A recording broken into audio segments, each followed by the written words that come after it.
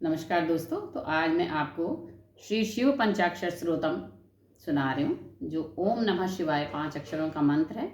उसका विस्तार स्वरूपक जो मंत्र है उसके वो सुना रही हूँ।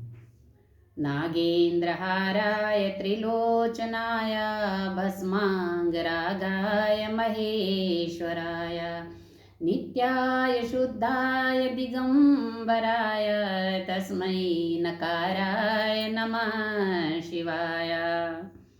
मंदाकिनी सलिल चंदन चर्चिताय नंदीश्वर प्रमथनाथ महेश्वराय मंदार पुष्प बहुपुष्प सुपूजिताय तस्मै मकाराय नमः शिवाय।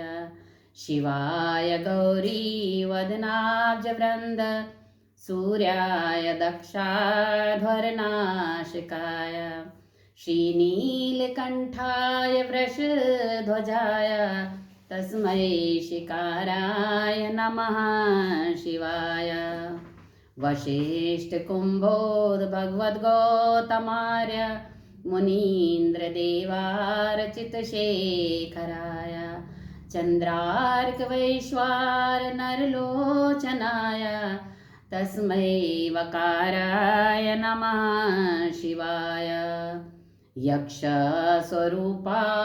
जटाधराय पिनाकहस्ताय सनातनाय दिव्याय देवाय दिगंबराय तस्मै यकाराय नमः शिवाय।